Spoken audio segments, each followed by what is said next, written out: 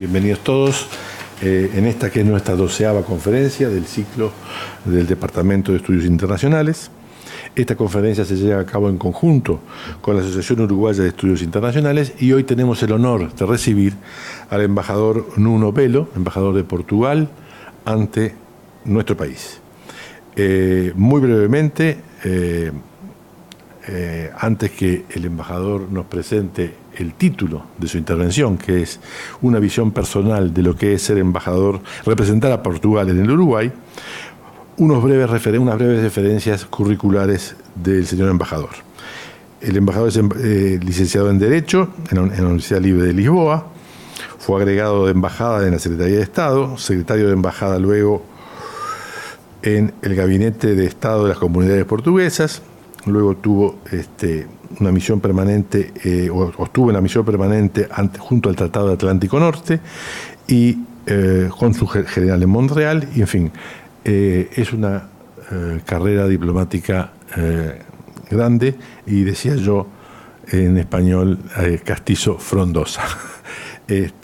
Señor embajador, sin más, le dejo a usted la palabra y lo escuchamos con el mayor de los placeres.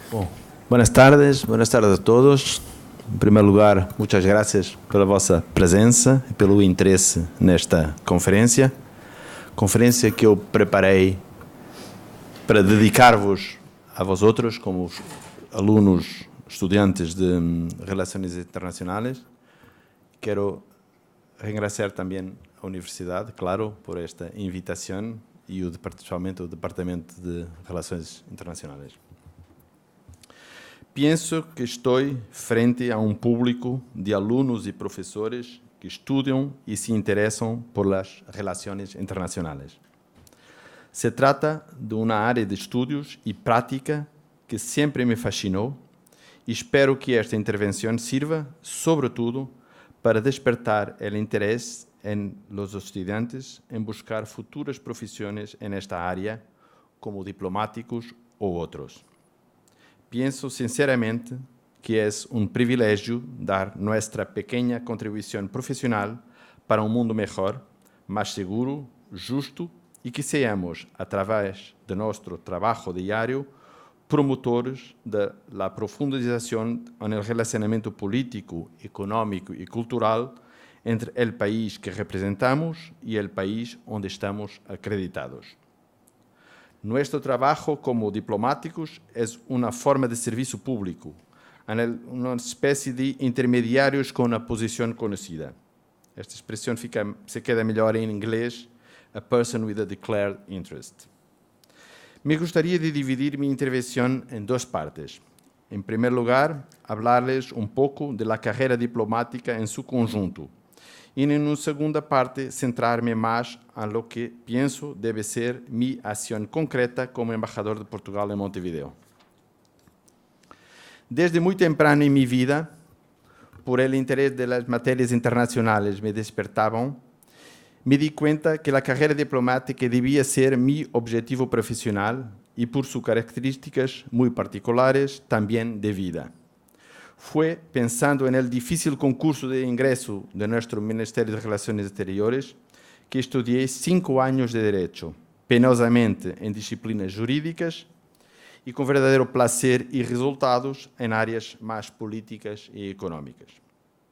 Havendo concursado e entrado ao Ministério de Relações Exteriores em 1987, faz agora 30 anos, trabalhei ali no Departamento de Informação e Imprensa, no Departamento da África Subsaariana, trabalhei na Embaixada de Portugal em Cabo Verde, no Despacho de Secretaria de Estado das Comunidades Portuguesas, na Embaixada da África do Sul, em Bruxelas, em Delegação de Portugal na NATO, como cônsul-geral de Portugal em Montreal, no Canadá. Volvi a Lisboa como diretor da América do Norte e depois diretor da África Subsaariana. E depois trabalhei como número 2, como nós chamamos, na Embaixada de Portugal em Roma, cônsul-geral de Portugal no Rio de Janeiro e agora Montevideo como embaixador.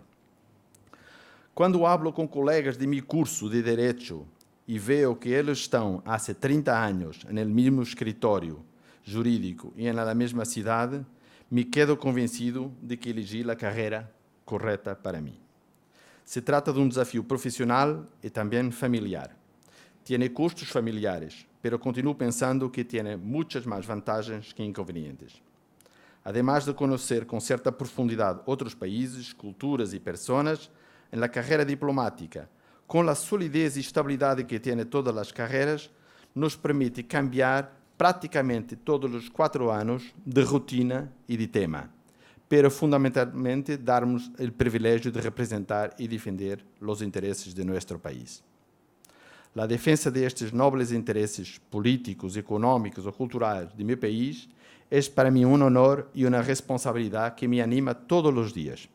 Sinceramente, não sei se me levantaria todos os dias com a mesma energia para trabalhar e defender os interesses de uma empresa privada, por exemplo. Mas isto é um comentário muito personal.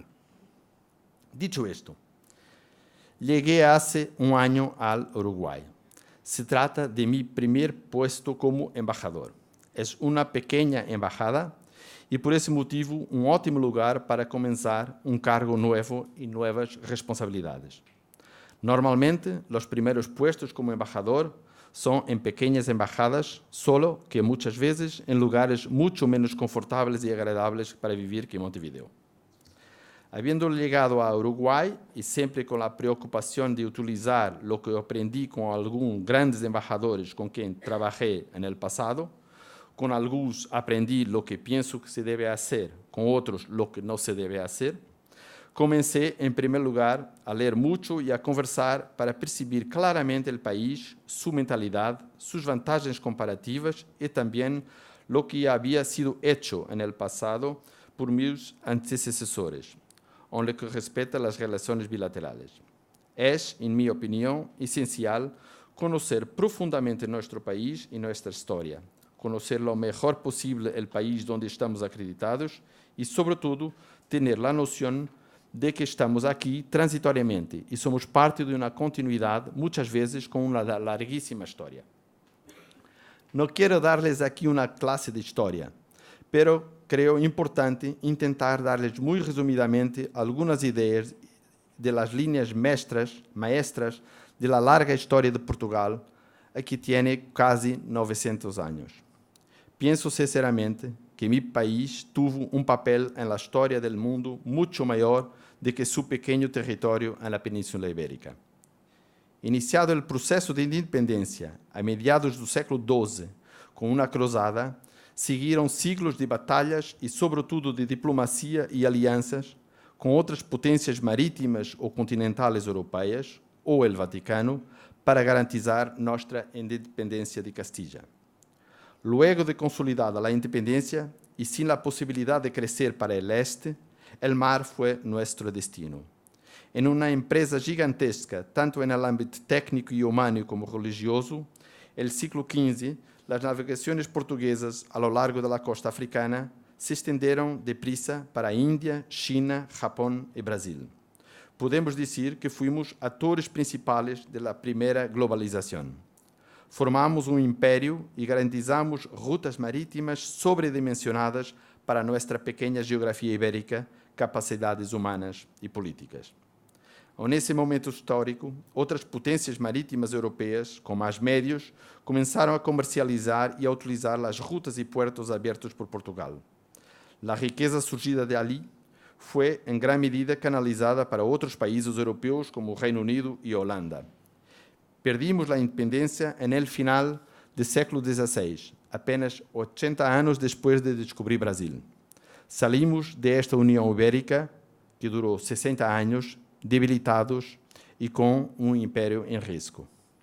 Como pequeno país, sofrimos com acordos comerciais que fomos forçados a negociar em uma posição de debilidade, algo que não se deve fazer. Com nossos aliados europeus, tivemos um terremoto devastador em Lisboa em meados do século XVIII. Para evitar uma completa vitória napoleônica, realizamos uma experiência única no mundo de transferir o trono de Lisboa para o Rio de Janeiro. Aqui, do outro lado do mundo, extendimos Brasil às margens do Rio de la Plata. En la análise que hago de nossa história, estou convencido que nos últimos 200 anos perdimos muito tempo. No século XIX, em aprender a viver uma monarquia constitucional. No início do século XX, instaurando regime republicano que culminou com uma ditadura de cerca de 50 anos, que aislou Portugal internacionalmente na defesa e fora da época das colônias africanas. Finalmente, em 1974, conquistamos a democracia e, em 1986, entramos no mercado comum, passando a ser parte integrante da construção da Europa e sempre na vanguarda dos diversos projetos europeus.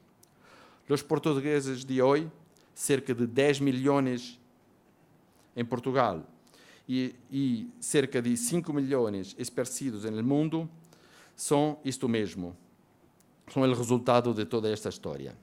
Colônia del Sacramento, o el hecho de que el território que é hoje Uruguai ha sido durante alguns anos, há exatamente 200 anos, a província cisplatina do Reino de Portugal e Brasil, são realidades históricas também vuestras, por lo tanto compartidas. Há historiadores que afirmam que há muito mais sangre portuguesa em vuestras venas do que normalmente se pensa. Tudo isto nos ajuda a ver que, como embajadores, somos, de hecho, parte de uma engrenagem com um forte e importante passado. As relações diplomáticas entre Portugal e Uruguai datam de 1835. Pero regressemos ao século XXI. Aqui em Montevideo também encontrei um país com enormes semelhanças com o meu, tanto na mentalidade de seu povo como nos desafios políticos e econômicos que nos enfrentamos. Somos dois países relativamente pequenos, com democracias consolidadas, temos grandes vecinos com os quais nossas forças devem ser gestionadas não pela força, sino por el poder de persuasão e diplomacia. Temos, agora, conjunturalmente, no poder, governos ou coalições de esquerda, com o mesmo tipo de sensibilidade social, pero conscientes de que sem uma economia sana e empresas funcionando, as políticas sociais e de redistribuição têm seus limites. Ademais de isto, perseguimos um crescimento econômico sustentável. Estamos com taxas de crescimento econômico semelhantes, temos que melhorar os índices de produtividade, trabalhamos para atrair inversões estrangeiras, o turismo representa uma parte importante de nossas exportações, intentamos diversificar as exportações e dar-lhes cada vez mais valor agregado. Somos países seguros, etc. No âmbito externo, somos países com uma política externa orientada por valores de respeito aos direitos humanos, defesa do multilateralismo, não ingerência, desenvolvimento sustentável e defesa do meio ambiente. Estamos plenamente involucrados em los processos de integração regional em cada um de nossos continentes. Temos também limitantes. Como pequenos países, nossas máquinas diplomáticas não têm os meios à disposição de outros grandes países. Temos que ter consciência que são máquinas que têm que estar sempre focalizadas e com as prioridades bem definidas. Não podemos, como dissemos em jerga, estar presente em tudo. Para dar-lhes um exemplo, para a exitosa candidatura do antigo primeiro-ministro de Portugal, António Guterres, a secretário-geral das Nações Unidas, nossa diplomacia esteve involucrada em seu conjunto. Uma presidência de um semestre com a presidência da União Europeia mobiliza profundamente toda a nossa diplomacia. Meu colega e seu pequeno grupo de funcionários que em Lisboa acompanha os assuntos da América Latina, estes últimos meses, acompanha com muita profundidade, no âmbito bilateral e multilateral, os acontecimentos em Venezuela, país onde vivem centenas de mil de portugueses. Isto para dar-lhes alguns exemplos de prioridades. Apesar de isto, a América Latina e o Caribe constituem hoje uma prioridade da política exterior portuguesa. Nossas relações com os países da América do Sul alcançam uma dimensão estratégica de consonância com a projeção que esta região logrou conseguir na esfera internacional. Portugal busca, assim, um fortalecimento da relação com todos os países da América Latina e especificamente com o Uruguai, basado em valores comuns, afinidades culturais e linguísticas, assim como também interesses económicos mútuos. Isto tanto a nível bilateral como multilateral, no âmbito da Conferência Ibero-Americana, ou promovendo as relações União Europeia-Mercosul, cujo acordo se espera seja firmado brevemente. Sou assim responsável no Uruguai da execução destas prioridades e em uma embajada que somos, no total, 6 pessoas. Además do embajador, temos uma leitora do Instituto Camões, que mantém rico programa cultural muito ligado à promoção da língua e da cultura portuguesa, que é uma das prioridades da nossa política externa. Aqui devo destacar a adesão ao Estatuto de Observador da CPLP do Uruguai, há um ano. Chile e Argentina aún são candidatos. A CPLP é uma organização que junta ao conjunto de países lusófonos e permite uma cooperação em língua portuguesa e em múltiplas áreas entre Portugal, 5 países africanos, asiáticos, Timor e Brasil. Penso que esta adesão à CPLP do Uruguai terá formas de aproximação ao continente africano, que é uma das prioridades da política exterior uruguaia. Nestas terras compartimos interesses e desafios comuns com países africanos com os quais temos, Portugal, historicamente uma relação muito próxima. Outro aspecto prioritário em nossa ação tem a ver com o apoio a empresas portuguesas que querem invertir ou exportar para o Uruguai e vice-versa. Neste âmbito, há muito para fazer. Nossos intercâmbios comerciais não representam 0,5% do total do comércio externo de meu país. A distância e algum desconhecimento da realidade uruguaia por Portugal e vice-versa, e a dimensão e profundidade de nossa relação com o gigante Brasil, opacam, em minha opinião, grandes vantagens que entenderíamos em utilizar o Uruguai como verdadeira plataforma de entrada para nossas relações comerciais com o Mercosul. No âmbito comercial, há assim muito trabalho a realizar, uma vez que o Uruguai exporta muito mais para Portugal do que compra. Ou seja, temos uma balança comercial muito desfavorável para Portugal. Na embajada, para os temas econômicos e comerciais, temos apenas uma passante trabalhando os assuntos que são acompanhados à distância por um delegado comercial que está acreditado em Buenos Aires. Assim como a cooperação militar, que é importante, que é acompanhada por um agregado militar que está acreditado em Brasília. Para dar-lhes um exemplo prático de meu trabalho, estou neste momento preparando uma visita do Ministro da Economia, que chega em 20 dias e que pretende redinamizar esta relação econômica que deve ser beneficiosa para ambos os países. Nossas relações políticas com o Uruguai são excelentes, tanto no âmbito bilateral como nas posições que assumimos em los diferentes foros internacionais em que participamos juntos. Esta ausência de fricções, distância e alguma falta de capacidade de atuação, además do que é prioritário e urgente, hace que, em minha opinião, as mesmas se encontram um pouco dormidas, havendo trabalho a fazer para promover visitas bilaterais de cooperação no âmbito das políticas públicas que estas visitas sempre dinamizam. Minha responsabilidade é de trabalhar para que as mesmas se revitalizem. Por isso, he trabalhado com alguma proximidade com vossa embajada em Lisboa, dada que ambos países temos prioridades compartidas e se de los dois lados avançamos com uma agenda comum, isso pode trazer vantagem. Na embajada, aqui em Montevideo, temos também uma funcionária uruguaia que é responsável pela secção consular. As embaixadas são também secções consulares, que são, no fundo, uma extensão externa dos serviços públicos portugueses, onde emitimos documentos como cédulas de identidade, passaportes, visas, processos de aquisição de nacionalidade, notariado, etc. No Uruguai, há apenas cerca de 2.000 portugueses, ou luso-descendentes, pero em outros países como Brasil, Venezuela, Estados Unidos, Canadá, África do Sul e alguns países europeus, onde há centenas de milhares de portugueses, a área consular assume uma grande relevância também política.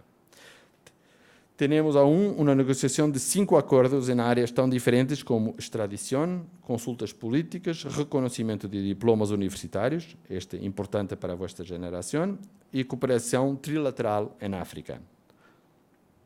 Otra responsabilidad del embajador es de mantener su capital informada sobre lo que más importante sucede en el país donde está acreditado. En el mundo de hoy, donde todo se sabe, minuto de transcorrido, pero limitado a 140 ou 280 caracteres de Twitter, esta responsabilidade de informação tem novos desafios de critério e profundização. Además de las funciones que describí brevemente, como cualquier embajador, tiene funciones de representación en actos oficiales de las autoridades uruguayas, de las otras embajadas acreditadas, la coordinación en reuniones de la Unión Europea, así como la organización y preparación de visitas oficiales. Finalmente, me gustaría de destacar que nuestro grado de integración en la Unión Europea ocupa cada vez más espacio en nuestro accionar como diplomáticos portugueses y europeos.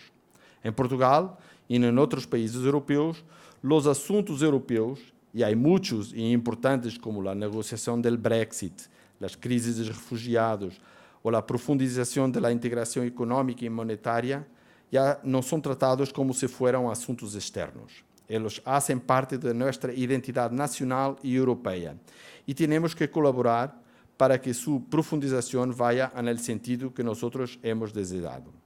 Por esta razón, cualquier diplomático portugués tiene su agenda bilateral y paralelamente la agenda de ámbito europeo, donde en muchas áreas nos juntamos alrededor del embajador de la Unión Europea.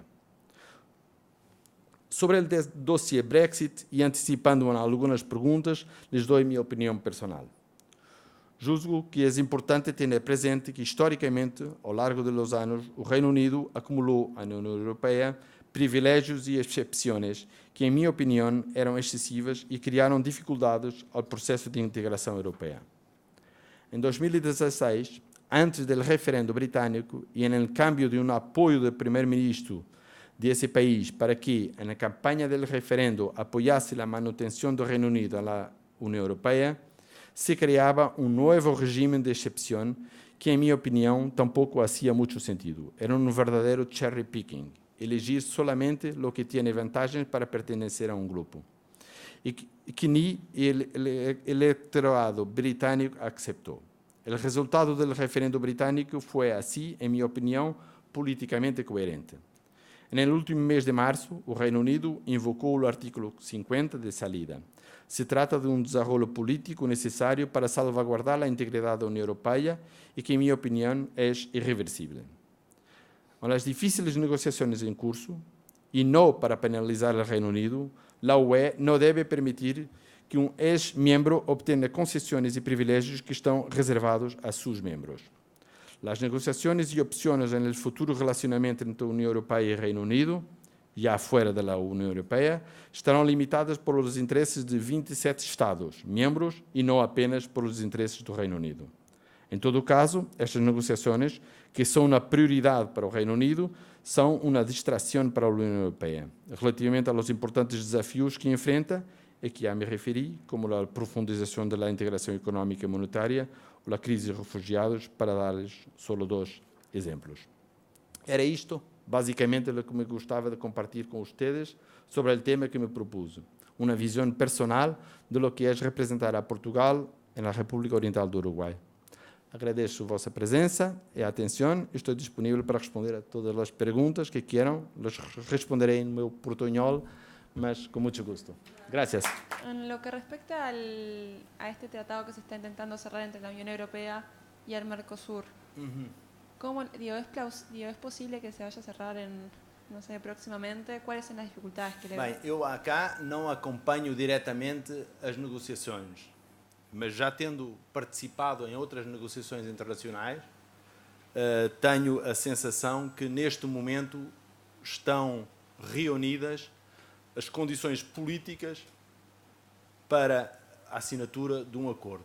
É um acordo que normalmente, quando vemos nos periódicos, se limita a questões comerciais e aos problemas da carne da América do Sul, etc. Mas é um acordo de última geração muito mais abrangente.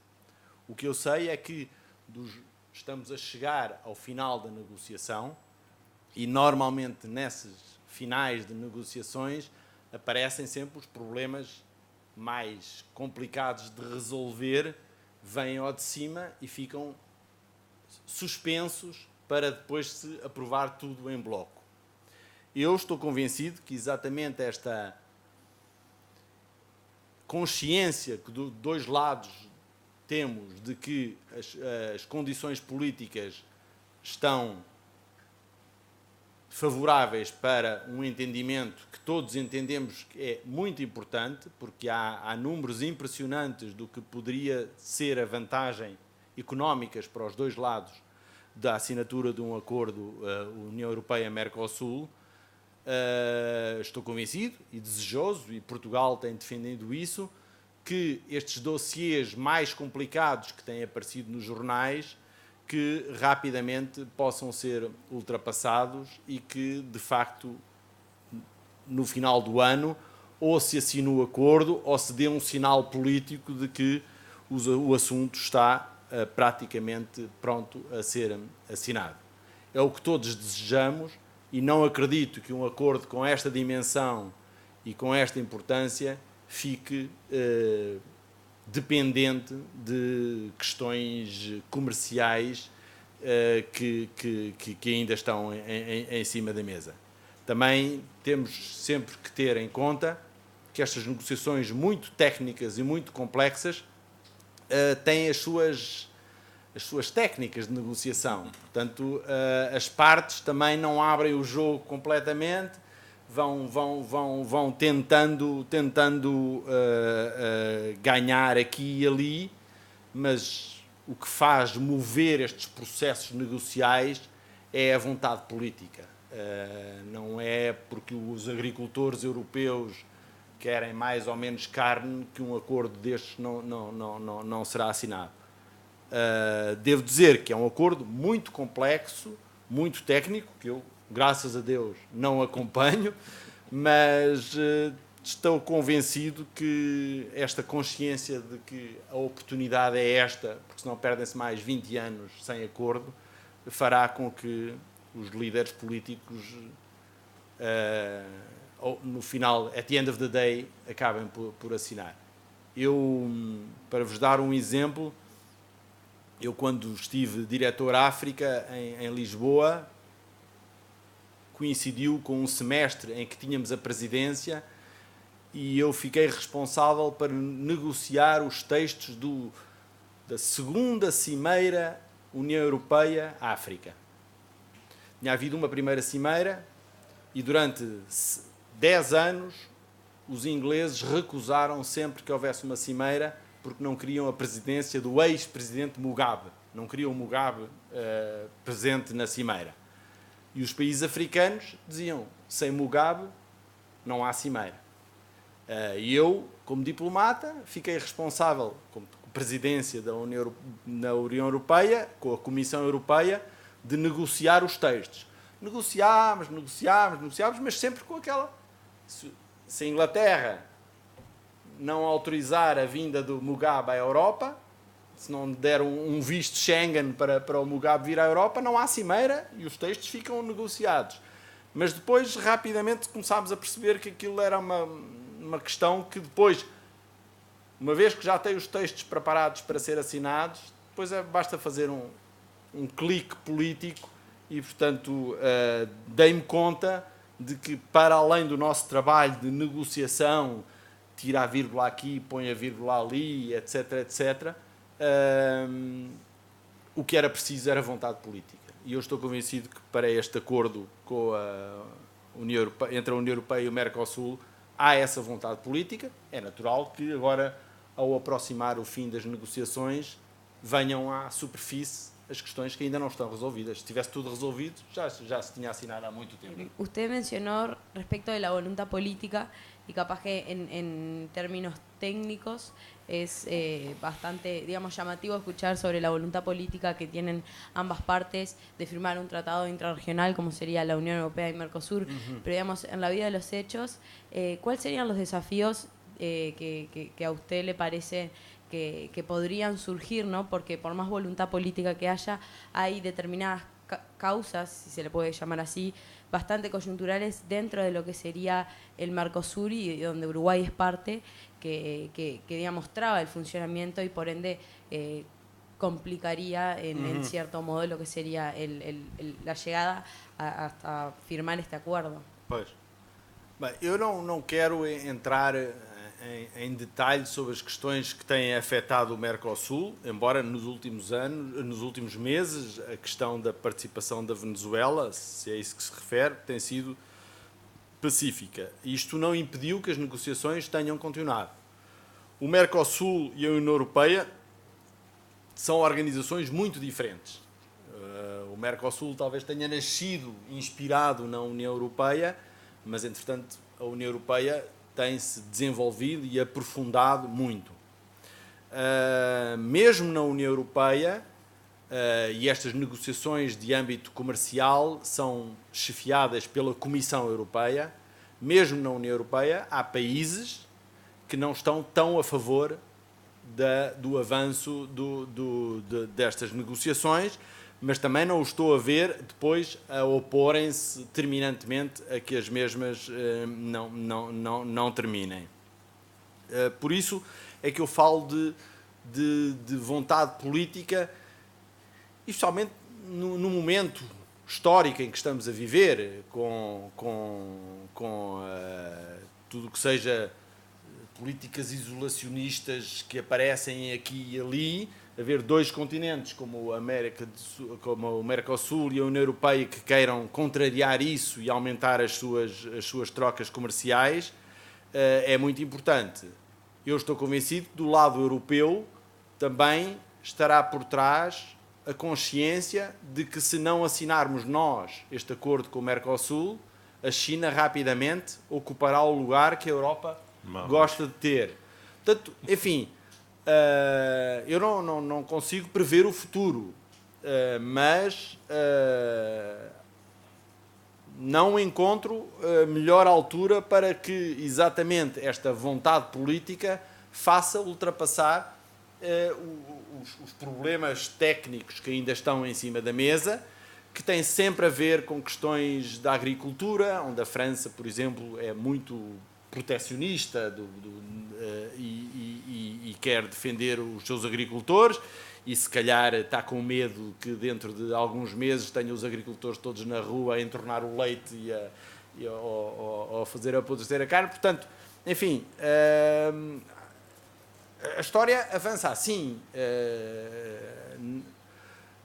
Uma coisa é a dificuldade na negociação, os problemas pontuais que e aquele país tenta salvaguardar através desta negociação, que, como eu disse, é feita através da Comissão Europeia.